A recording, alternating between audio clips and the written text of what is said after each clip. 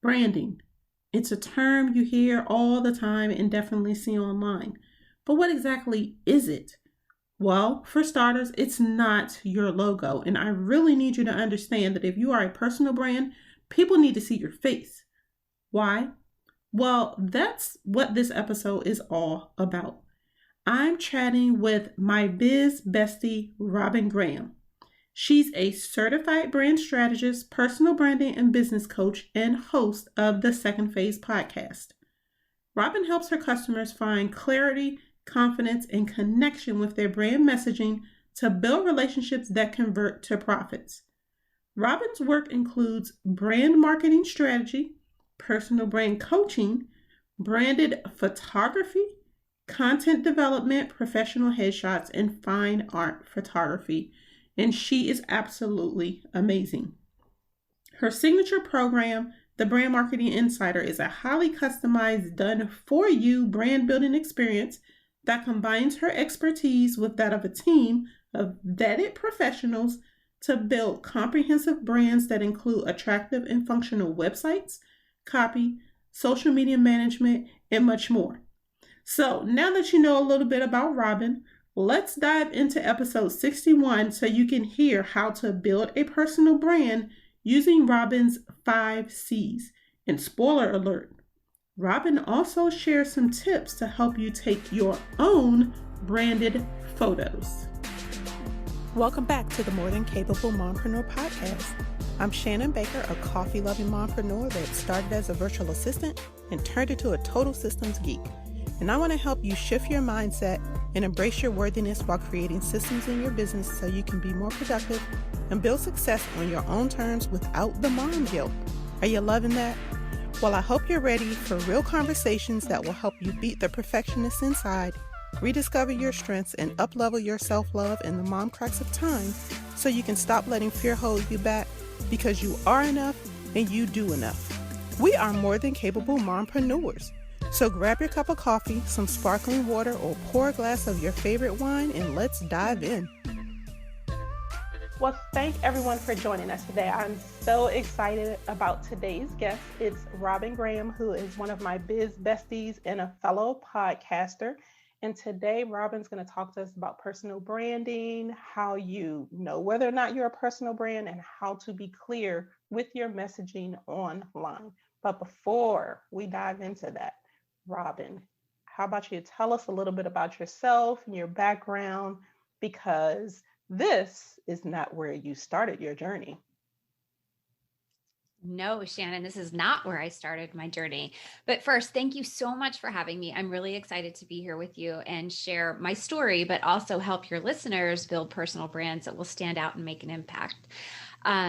So I grew up in a little tiny town in Illinois, and my goal was to get out of that little tiny town and create experiences for myself in a bigger way, right? I wanted a big career. I wanted to wear a suit every day. I thought that was just what I should be doing. So I went to pharmacy school. The thought of wearing a white lab coat all the time didn't really appeal to me. So I wanted to do something different and outside the box. I got a doctorate degree, and then I worked in corporate for many years. And 10 years ago, as our family life was transitioning, my boys were getting older, playing travel sports, and my husband traveled globally. Our life was crazy. We didn't have family here, and we just had to take a step back and kind of reevaluate our priorities. And we decided that I would follow my passion and become a professional photographer. And I was so afraid to do this because, I mean, here I was with all these great career opportunities, a ton of, security, really, notoriety and everything else. And I was going to step into a place that was completely foreign to me, but it was something that I really loved. I'd loved all my life, and I decided to jump in. So I started a blog, and within 6 weeks, I had my first client, and that first client was a brand client.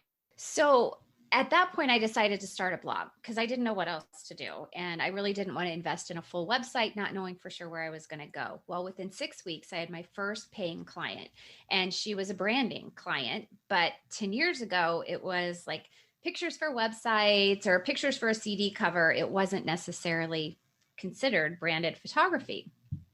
Now, in hindsight, had I run with that term back then, I would be like known as the branding photographer probably by now. But I didn't know that then. And I was pretty clueless about starting this business anyway. So I realized at that point that that's what I wanted to do. I absolutely loved creating for her and with her. And so throughout the course of my journey, I took every job that came my way. I didn't really niche down per se until about 3 or 4 years ago when I realized that's what I wanted to focus on. I wanted to help women be present in their business and create images and visual content for them to help them stand out online. I had really taken time to dive into social media marketing and digital marketing even before people were really using Instagram for business. Instagram used to just be like a visual platform where people shared pictures, and then it's kind of I think, transpired over the past few years to be more of a business tool, a marketing tool. So as my business transitioned and I started really focusing on personal branding, I realized these most of my clients didn't know how to use the images to drive traffic to their website. They didn't know about search engine optimization. They didn't know how to create content that was going to bring people into them and build relationships and build the know, love, and trust factor. And so I started seeing this trend as, I'd give them all their images and they would use them periodically, but they didn't have a strategy behind that. And so I started offering, consulting services with that, with image use consultations, if you will. And from there, I just really extrapolated my business to become more of a branding coach because that brand marketing strategy, I needed to use both sides of my brain. If you think I was in pharmacy and then I went to the creative side, but I really need something to merge the two together because that's just how my brain works. And so as I started seeing that women needed more help than just images, now I help them build the foundation, a strong foundation for their brand and business so they can have long-term success. There's so many things that, as you know, Shannon, and I've learned so much from you as far as systems and processes and tools and all the things we have to have in place. But most people, when they're first starting out, don't know all those things. And so it's overwhelming and frustrating. So I'm on a mission to save them from that overwhelm and frustration when they start their business. And that is awesome. And I've always loved your story. And if you'd like to hear more about Robyn's story, make sure you listen to her podcast, the Second Phase podcast, because she's amazing and she has some amazing guests on there to share their stories as well. But let's deep dive. Oh, you're absolutely welcome. So let's deep dive into our topic for today. Let's start with what exactly is a personal brand? I love this question. So we're going to do one thing really quickly, and that is I'm going to tell you what a brand is, but then I'm going to tell you what a brand is not, because this is really important and there's a lot of confusion on this. And when you're on Instagram, there are a ton of people who say they're a brand strategist or they do branding or they are a brand expert. Your personal brand is not what you say it is. It is what other people think, say, and feel about you, whether you're in the room or not in the room. It's how you differentiate yourself to create a perception for other people to have of you.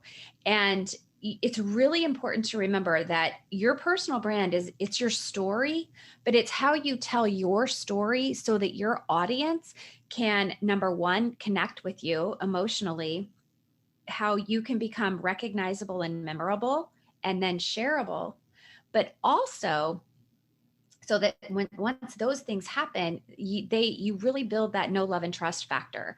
And once that happens, your audience becomes more clear on what you do, and you can really build a business around that and help them understand how you are going to help them be the hero of their journey so they can create their story of success.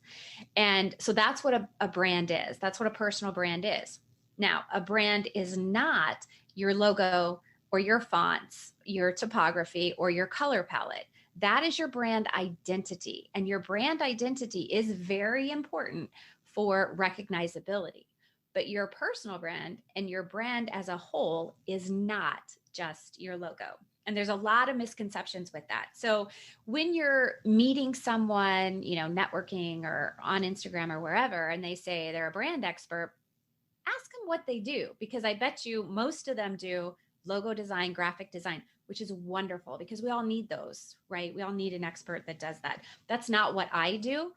I do that brand, help you create your brand so you can differentiate yourself. And then also branding, which is that strategy to communicate your story effectively. So with clarity, confidence, to build connection. That's great. And I love how you broke out the difference between the two. So, being that a personal brand really means that we're the person, why do you think it's important for us to really be the face of our business or our brand? I love this question too, because if we're not front and center in our business, people don't know who we are. And our eyes and our smile are the gateway to our soul. That's our essence. That's how people are going to build that emotional connection with us. A logo is a great identifier and people might remember it, but what they're really going to remember is what you look like and how seeing you made them feel. So it's really important. And I always say this, you should have your picture on the homepage of your website. So the second someone lands on your website, they see you. They can immediately connect with you. I can tell you when I land on websites and there's no picture of the person, I'm like, well, who is this? Why should I hire them? I don't know anything about them other than what this says, but I can't get a feel for who they are and whether or not I feel like there's a connection between us. And the other thing is, your about page should have a picture of you as well. Now, when we talk about headshot photography, a headshot is simply a picture of basically your face, right? It's giving that connection of who you are. Branded photography is more telling your story. So it shows the behind the scenes. It shows, where you work, how you work, maybe you working with clients, those things about you, like Shannon, you love coffee. It's you with your coffee cup to show, a little bit of personality besides just the business side so that people can connect with you as a person as a whole, not just a person as a business person. So those pictures should be sprinkled throughout your website as well.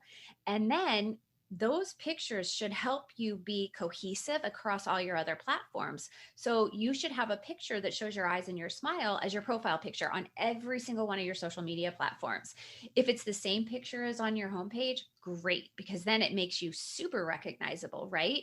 But if it's not, at least have it looking straight into, the audience, whoever's looking at your profile picture, so that they can really connect with you. And then I always say this too, if you think of like Instagram, you have 9 squares of your feed that usually pop up when you first go to someone's Instagram account. Your picture with your face should be in at least one of those 9 squares. And it can be an introductory post, or it could be a post that provides a tip to your audience and just tells a little bit about you as a business person so that people can really get to understand who you are, why they should work with you, but also get that feeling of trust as they see you and learn more about you. Yeah, and those are great tips because I find with that, it really helps you connect with the person when it's authentic. You may not know the person, but you feel that you do because they've shared so much of their self in their feed. So that definitely are some great tips to help us be identified as the face of the business, which is really key when you're building a personal brand. Now, one thing I love about you is you're like me. We have the C's of this or another letter of something else. I love those types of sequences. So why don't you share with us your 5 C's of personal branding? I would be happy to. So the 5 C's are clarity, cohesive, consistent, content, and community. And then within those 5 C's, there's a few more C's, but let's start with clarity. When we talk about clarity, clarity is a two-way street. It is very, very important for you to have internal clarity with what you do, how you do it, why you do it, and who you serve. So we want to talk about your niche or what it is that you do, and then who it is that you serve. You have to be 100% clear on who that person is that you're going to solve a problem for. Because without having clarity on what you do and who you serve, you can't effectively communicate your story, you can't effectively communicate what you do and how you do it and the problem that you're going to solve to help that other person that you're meant to serve be the hero of their journey. So that's clarity. And then cohesive is, like I mentioned, being cohesive from your website to your social media platforms. So here's where your brand identity comes in, because you want to have a cohesive feel. So your color palette should be on your website, should be splashed throughout your social media feeds, your Facebook, your Instagram, wherever, having the same pictures that represent you so that people easily recognize you.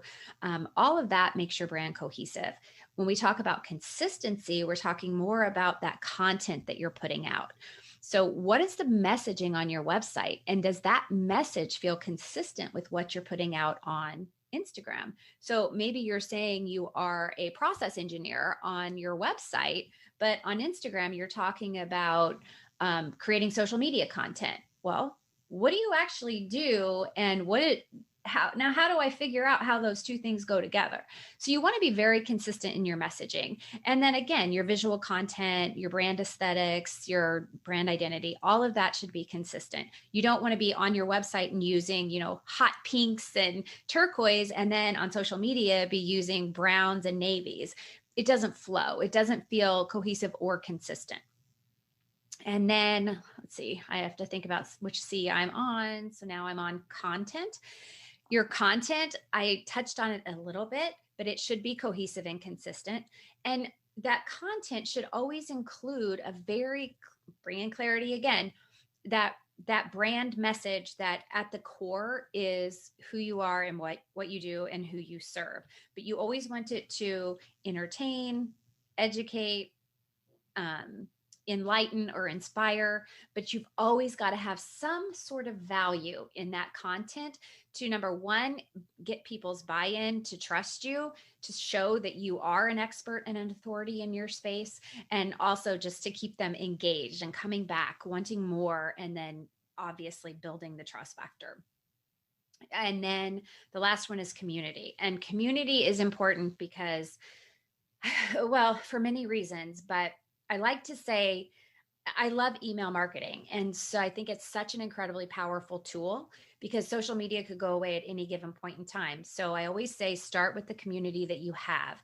So you have family, you have friends, you have, your kids' sports team people, you have the kids from school, you have all these parents, right, that you've connected with over the years, or these people you've connected with. Start with that small community and then let that grow. It will ultimately grow by itself. But I say, invite people into your journey. So start with that community, tell them what you're doing, invite them along on your journey, and tell them what your new business is or what your entrepreneurship journey is. Ask them to come along and give them that option to say, if you're not interested in following along on my journey, or if you're too busy and you just want periodic updates, but you don't want to be inundated with my email, unsubscribe today. Give them that option that they can back out, but yet you've still got them if they want to follow along with your journey. So that's where I start with community. And then it's also an opportunity to collaborate. So many times with especially social media, we find ourselves comparing ourselves to other people out there and what they're doing, others in our space, like, oh gosh, they're doing that. I'm not doing that. Maybe I should be doing that. Mm-hmm. So instead of thinking of it as comparison or competition, think about how you can collaborate with others to not only build yourself up, but help build them up. Because as you do that, you grow your referral source and you help yourself become more of an authority and expert in your space. Oh, I love those. That's like if you didn't know how to develop your personal brand, now you should. Those are 5 great places to start. And it's very simple. Biggest one being really, like you said, that having the clarity, it being cohesive and consistent across the board, it really makes a difference. So now, keeping that in mind, we know one of the things that helps us with that visual aspect of the personal branding is our photos. So do you have any quick tips you can share, or maybe, everyone isn't in a position to hire someone to do a branded photo shoot, but I know you've given me some great tips on even doing my own branded photos, which if you follow me online, all the photos that I post that are really branded and on point are thanks to Robyn's tips. So what can you share with us today? You're like the best person in the world, Shannon, because you follow instructions so easy. I tell you something once and then I see you post something and I'm like, wow, she gets it. So first, I will say that anyone who is interested in standing out online and wants branded photography, but can't afford a professional photographer, I do have a download on my website. They can go to therobyngraham.com/resources. And I have an ebook called Smartphone Photography for Business. And all of the tips that I will tell you today are also in that ebook, but lighting is key. If you are doing anything related to photography and representing yourself online, be it still photography or video, you have to be well lit. And the good news is that through, different resources online, you can actually purchase a ring light relatively inexpensively, and they come with a tripod. So if you want to stand or you want to be sitting, however you want your image to be or your video to be presented, you can do that just using this inexpensive tool. But you can also have something completely for free, and that's natural light. So when you think about using natural light, you've got windows in your home, or you could be outside, but you want to make sure that you're well lit. And it's very important to make sure that you don't have light, that the light is relatively even. So you don't have one side of your face with shadow that's completely shadowed, or you don't have lines across your face, things like that. The other thing is now smartphones have such great capabilities with the portrait mode. So if you're wanting a headshot, have someone else take that picture of you, or put the phone on a tripod and set the timer and use the portrait mode, because then the background's going to be blurred out and it's just going to look more professional. Your headshot should never be a cropped photo of you with a friend or a partner or someone hanging, around your shoulder or something, and then cropped. That it just does not cut it. So at least if you have a smartphone, you can use the portrait mode and get a decent picture, even if it's not necessarily professional.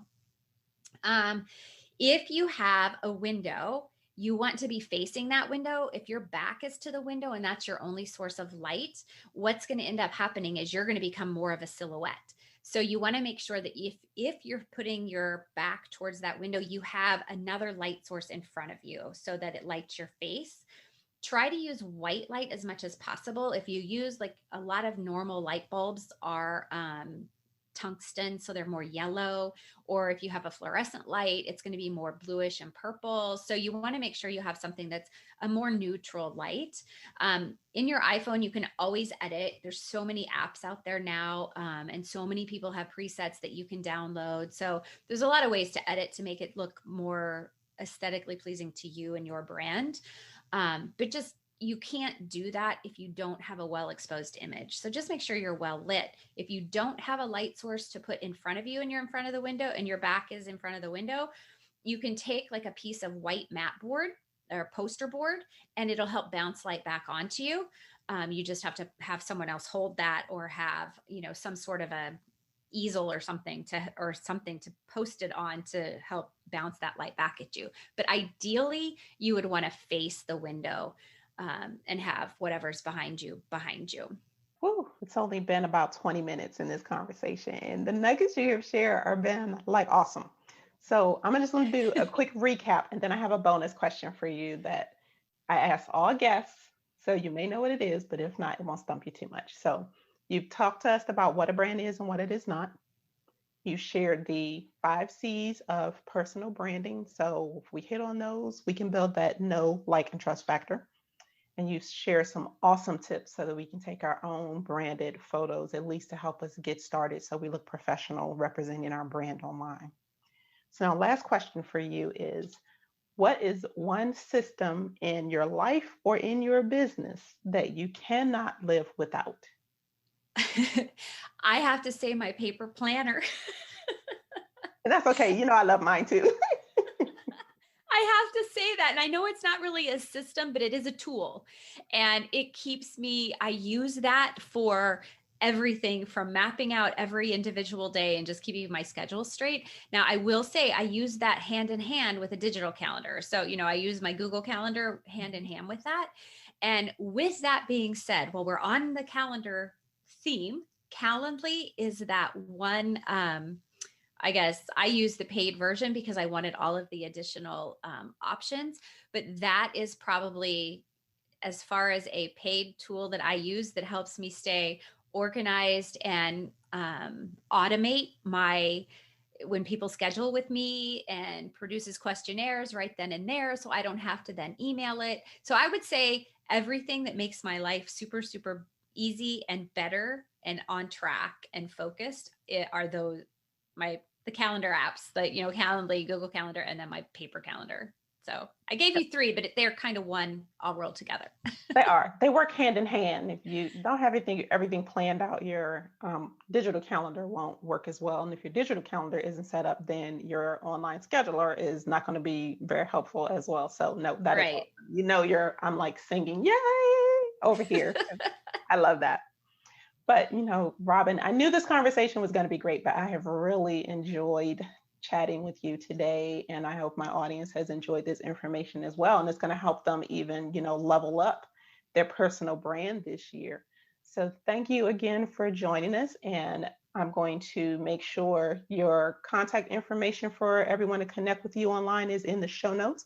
But go ahead and let everyone know where they can find you online. Okay, so everything is the Robyn Graham. So Robyn is with a Y, ROBYN, and then Graham is GRAHAM. But it's therobyngraham.com, and that's my website. And then I have a Facebook group, Shannon, called the Female Entrepreneur Insider. And we do a lot of live trainings in the Facebook group. So it's a great place if you're interested in learning more about personal branding, about brand marketing strategy. We do sales trainings, we do Instagram and social media trainings. There's so much there to learn. So that's a great place to connect with me and just have access to me for questions. And then the latest place that I am really loving to hang out is Clubhouse. And again, my handle there is the Robyn Graham. Awesome. And yes, you've been a moderator in some wonderful groups on branding, of course, and we've been in a couple about our morning routines and things. So I'm loving those conversations on Clubhouse as well. Yeah. So thank you again for sharing these wonderful personal branding tips with us today, Robyn. And we'd love having you on the show, and I'm sure I will have you on again.